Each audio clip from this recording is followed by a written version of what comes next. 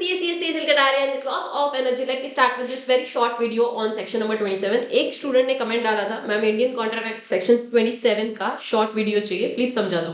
देखो, अगर आपके जो भी कमेंट्स है अगर वो इजी है टू आंसर राइट देयर, मैं कमेंट करके आंसर कर देती हूँ, बात खत्म करती हूँ। अगर वो पॉसिबल नहीं है तो शॉर्ट्स या तो रील्स में डालती हूँ, और अगर वो भी पॉसिबल नहीं है तो जैसे मैं ये शॉर्ट वीडियो बना रही हूँ वैसे वीडियोस बना के आपको रिवर्ट बैक करूंगी।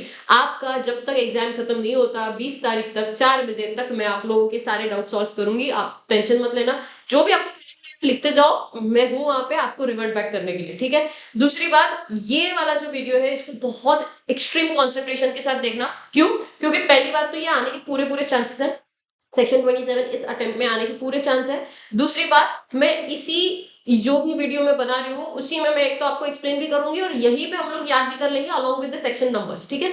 तो जितना भी जो भी है इसी 10 मिनट में 15 मिनट में जो भी मैं एक्सप्लेन करूंगी उसको बहुत फोकस के साथ समझना, 100% कॉन्सेंट्रेशन, बाकी सारे काम बाद में करना, ठीक है। So let me start with lots of energy everyone. Section number 27 किसके बारे में बात कर रहा है? Agreement in restraint of trade. किसके बारे में है? Agreement in restraint of trade. Section number कौन सा है? 27। याद रखना है, सेक्शन नंबर भूलना नहीं है। सेक्शन नंबर 27 क्या बात कर रहा है? An agreement by which any person restrain का मतलब है रोकना, from exercising any lawful profession, trade, business. याद रखना है, प्रोफेशन, ट्रेड और बिजनेस अगर of any kind is void, but there are certain exception. So basically this is nothing but what, कि एक पर्सन है XYZ, ठीक है, एक पर्सन है XYZ और उसने एबीसी को कोई भी काम करने से, कोई भी बिजनेस करने से, ट्रेड करने से अगर रोका है, रिस्ट्रेन किया है, तो वो लॉ की नजरों में वॉइड माना जाएगा, सीधा सीधा वॉइड माना जाएगा। यानी कि आप किसी को भी कोई भी प्रोफेशन, बिजनेस, ट्रेड करने से नहीं रोक सकते, because India is a democratic country. यहाँ पे सबको अपनी फ्रीडम है, फ्रीडम ऑफ चॉइस है, तो हर कोई अपने हिसाब से अपने जो उसको सही लगता है वो काम करेगा, प्रोवाइडेड वो बस लॉफुल होना चाहिए, वो काम कर सकता है। अगर आप रोकते हो तो वो वॉइड माना जाएगा। तो पहला क्या लिखना है? सेक्शन नंबर 27 के हिसाब से, if any person restrain anyone from doing any profession, trade और business will be consider as void, but with certain exception. अब एक्सेप्शन क्या है? 3 एक्सेप्शन है। सबसे पहला exception is sale of goodwill, where a person sells the goodwill of a business, एक business है, उसने अपना गुडविल सेल किया हुआ है उस बिजनेस का, and agrees with the buyer to refrain यानी कि to restrain from carrying on similar business within the specified local limits so as to the buyer or his successor in the interest carries on a like business therein, such agreement is valid. The local limits within which the seller of the goodwill agrees not to carry the business must be reasonable. ये एक पूरा exception. Let me explain. Complicated language but very simple. Assume करो कि मैं मेरा बहुत बड़ा, मतलब बहुत बड़ा, 10 साल के बाद अज्यूम करते हैं बहुत बड़ा बड़ा गुडविल है। अब आप लोग भी तब तक सीए बन जाओगे, इसलिए मैंने इतना टाइम लिया, वैसे बहुत टाइम लिया बट ठीक है। क्या हुआ, आप लोग मेरे पास आए, आपने बोला मैम देखो आपने बहुत पैसा कमा लिया है, अब एक काम करते हैं, आपका जो बिजनेस है, आपके बिजनेस पूरा उसका गुडविल हम लोगों को बेच दो, ठीक है, और हम लोग आपका जो बिजनेस है उसको कैरी करेंगे। मैंने सोचा यार ठीक है यार, इंटेलिजेंट बच्चे हैं, कर ही लेंगे बिजनेस अच्छे से, कोई दिक्कत नहीं है। तो अब हुआ क्या, ध्यान से देखना, मैंने सेल किया है, किसे बिजनेस सेल किया है? आप लोगों को, ठीक है, ये स्टूडेंट है, अज्यूम करते हैं। तो बायर कौन हुआ? आप लोग बायर हो गए, मैं सेलर हो गई। किस चीज को सेल कर रहे हैं हम लोग? बाय कर रहे हैं पूरे के पूरे बिजनेस के गुडविल को मैं सेल बाय कर रही हूँ। सो वेयर अ पर्सन यानी कि कौन है? मैं हूं। मैंने क्या किया है? सेल किया है पूरा गुडविल ऑफ द बिजनेस। किसे किया है? Agrees with the buyer. किसे किया है? आपको किया है। बट देखो ध्यान से समझो, अज्यूम करते हैं मैंने आपको, मेरा प्रैक्टिसिंग फर्म है, मैंने वो आपको पूरा बिजनेस सेल कर दिया, गुडविल सेल कर दिया। अब आप आपने क्या कांड किए सुनो। मैंने बोला देख भाई गुडविल है, इतने सालों की मेहनत है, तो जो भी आगे 10 साल तो काम करेगा उसका जो भी प्रॉफिट होगा उसका 10% प्रॉफिट एवरी ईयर मुझे जाएगा, ठीक है, बिना काम किए ऑब्वियसली, क्योंकि मैंने इतने सालों तक गुडविल बनाया, तब जाके तुम वो बिजनेस को कंटिन्यू कर रहे हो, तो मेरे गुडविल का मुझे कोई ना कोई आगे के लाइफ में फायदा होना चाहिए पूरा का पूरा बिजनेस सेल होने के बाद। तो मैंने बोला यार 10% मुझे गुडविल का जो भी प्रॉफिट होगा अगले 10 साल के बिजनेस का वो मुझे हर साल चाहिए। तो आपने एग्री कर लिया, ठीक है बोल रहे हैं। अब हुआ ये कि आपने क्या कांड किया उसमें, आपने जो भी मेरे क्लाइंट्स थे उनका बिजनेस तो किया, मतलब उनका पूरा काम वगैरह करके दिया। अब वो क्लाइंट्स मेरे नाम से आए थे, मेरे नाम का गुडविल था, मेरा बिजनेस था, मेरे सारे क्लाइंट्स थे। आपने क्या किया? आपने सारा काम किया, मेरे क्लाइंट्स का सारा काम किया, जो मेरा बिजनेस है, जो गुडविल मैंने आपको सेल किया है उसी फर्म्स के सारे क्लाइंट्स का काम किया, बट वो जो भी अकाउंटिंग किया वो सारा का सारा आपके पर्सनल अकाउंट में किया। क्यों? ताकि आपको मुझे वो 5% 10% ना देना पड़े। तो अब हुआ होगा क्या इससे, समझो मेरे गुडविल के, मेरे क्लाइंट्स का फायदा आप लोग लोगे। तो अगर ऐसा ऐसा सिचुएशन है तो मैं आपको, अगर मैंने अपना बिजनेस का गुडविल आपको सेल किया है, then I can restrain you, I can stop you from carrying on the similar business. तुम सिमिलर बिजनेस मत करो भाई, मेरा बिजनेस प्रैक्टिस मैंने सेट किया हुआ है सीए का, तुम वो सिमिलर बिजनेस मत करना, मैं रोक सकती हूँ तुमको, लेकिन रोक कहाँ तक लगेगी? With in specified local limits तक ही लगेगी, with in specified local limits. की जैसे अज्यूम करते हैं मेरा पुणे का, मेरा मेन मार्केट जो बेस है वो मेरा पुणे का है, तो आई कैन रिस्ट्रेन यू कि भाई देख तू बिजनेस करते हैं, मतलब मेरा बिजनेस में गुडविल सेल कर देती हूँ, you do that business, but क्या होगा, आप मुझे 10% दोगे, आपको अगर आपका पर्सनल क्लाइंट्स बनाने हैं आप बनाओ, लेकिन पुणे के बाहर के बनाने का। तो स्पेसिफाइड लोकल लिमिट्स के मैंने आपको क्या कर दिया, बाहर निकाल दिया। इसके लिए मतलब मैंने स्पेसिफाइड लोकल लिमिट्स पुणे में मैंने रिस्ट्रिक्शंस लगा दिए, फिर आप बोलोगे सेक्शन 27 लगा दो और फिर वॉइड बोल दो, फिर मेरे सारे क्लाइंट्स आपके हो जाएंगे, ऐसा नहीं चलेगा। इसलिए क्या लिखा है, within specified local limits so long as the buyer और द सक्सेसर, यानी कि आप लोग, बायर और सक्सेसर यानी कि आप लोग, in the interest carries on the like business आपकी भी प्रैक्टिस है, then such agreement is valid. तो अगर ऐसे सिचुएशन में जहां पे आप सिमिलर बिजनेस कर रहे हो within specified local limits, मैंने रेस्ट्रिक्शन लगाया आपको एज अ बायर और the successor of my business, then it will be valid. बस ये ध्यान रखना, ये रीजनेबल होना चाहिए, लोकल लिमिट्स रीजनेबल होना चाहिए। मतलब क्या, मैंने पूरे इंडिया में तुम कहीं पर भी कोई प्रैक्टिस नहीं करोगे, ऐसा रेस्ट्रिक्शंस वैलिड नहीं होगा, रीजनेबल नहीं होगा। भाई सीए बने हो, किस बात के लिए बने हो, फिर तुमको प्रैक्टिस करनी थी इसलिए तुम सीए बने, देन इन दैट सिचुएशन ये वैलिड नहीं माना जाएगा। तो रिस्ट्रिक्शंस चलेंगे लेकिन रीजनेबल होने चाहिए, रीजनेबल है तो वैलिड है, no problem. Sale of the goodwill. दूसरा पॉइंट आते हैं पार्टनरशिप पे। इंडियन पार्टनरशिप एक्ट 1932, इसको लेकर दो सेक्शंस लिखे हुए हैं, section number 36 and section number 11। आपको दिखेगा section 36 section 11। 36 talking about different perspective and 11 different perspective. ध्यान से, 11 जो है वो बात कर रहा है between the agreement between the partners not to carry competing business in the continuance of partnership, and 36 बात कर रहा है about the outgoing partners. So दो अलग अलग चीजें बात की जा रही है, तो समझ लो क्या है पार्टनरशिप फॉर्म के बारे में।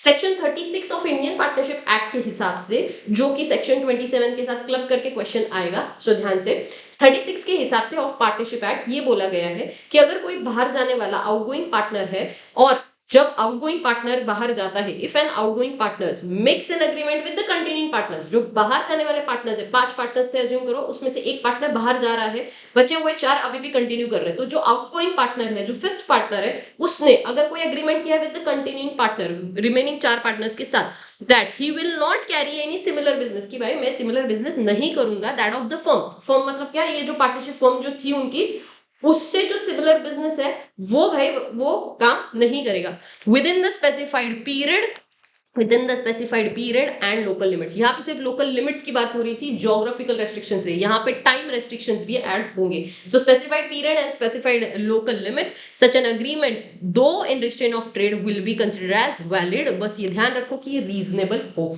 एंड दूसरा क्या लिखा है बॉस, दैट अगर एग्रीमेंट करते हो partners not to carry competing business, अगर तुम मेरे साथ पार्टनरशिप कर रहे हो, तो मेरे साथ जब पार्टनरशिप कर रहे हो तब तुम मेरे ही कॉम्पिटिंग बिजनेस के साथ बिजनेस मत करो, ये मैं बोल सकती हूँ तुमको। सो इसके एग्जाम्पल से समझते हैं, वेरी सिंपल प्रैक्टिकल एग्जाम्पल दे रही हूँ।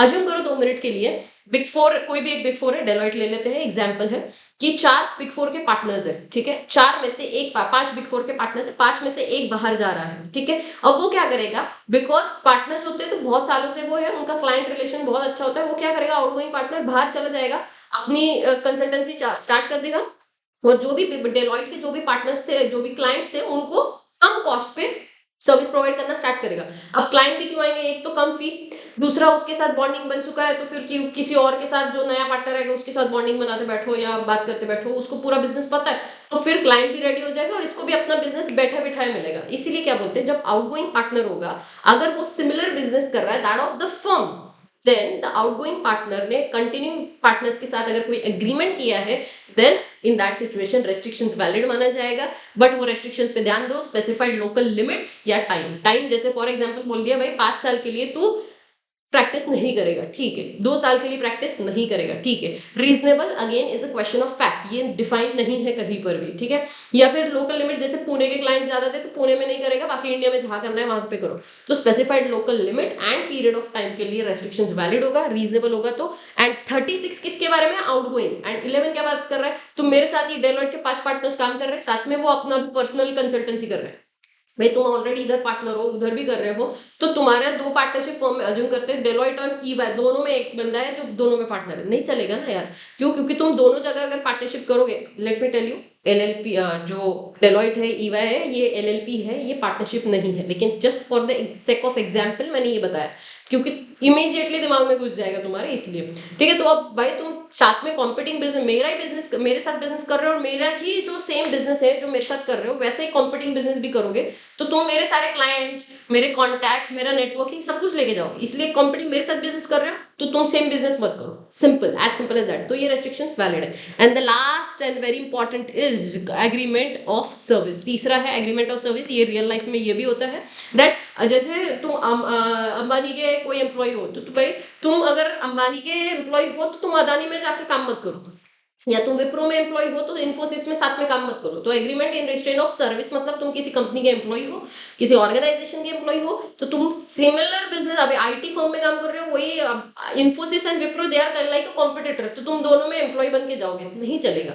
तो अगर ऐसे रेस्ट्रिक्शंस है then it will be considered as valid restriction. So agreement of service which the employee binds himself, where the employee binds himself for the terms of his agreement not to compete with the employer to restrain the, this restrain will be valid, ठीक है। अब इसके जो example है, यहाँ पे ध्यान देना, बच्चा क्या करता है ना, यहाँ पे ये 2 एग्जांपल है, एक क्या दिया हुआ है, एक फिजिशियन या सर्जन का दिया हुआ है, इट्स सिमिलर लाइक हमारा जो कंसल्टेंसी फर्म का जो मैंने एग्जांपल दिया। तो भाई तुम मेरे साथ काम कर रहे हो तो बाहर मत करो, मेरा एम्प्लॉय हो तो तुम बाहर नहीं जाने का। तो ये सर्विस अग्रीमेंट है पहली बात। और ये वाला जो है ना, ये इधर का बच्चा गड़बड़ करता है। An agreement by a manufacturer to sell during a certain period his entire production to wholesale market merchant is not restraint of trade। अब इधर क्या समझता है बच्चा, यहाँ पे वर्ड लिखा हुआ है एंटायर प्रोडक्शन, बच्चा ये वर्ड को दिमाग में डाल देता है एंटायर बिजनेस, प्रोडक्शन सेल कर दिया मतलब पूरा पूरा बिजनेस ही सेल कर दिया, ना ये गुडविल ऑफ सेल है, ना ही ये पार्टनरशिप है। Again this is kind of a service agreement only. इस सर्विस अग्रीमेंट में आप सर्विस प्रोवाइड कर रहे हो कि भाई मेरे जितने भी गुड्स है मैं तुझको सेल कर दूंगा, अब तेरे अलावा और किसी को सेल नहीं करूंगा। अगर ऐसा रेस्ट्रिक्शन है still it's a valid, but ये सर्विस अग्रीमेंट के अंडर ही आएगा। तो ये एग्जाम्पल ध्यान रखना, क्योंकि ये एग्जाम्पल के स्टडी में डाल के आप लोगों को एग्जाम में आएंगे। तो इसी के साथ ये वीडियो में यही खत्म करती हूँ। अगर आपको कोई भी डाउट है again comment in the comment section.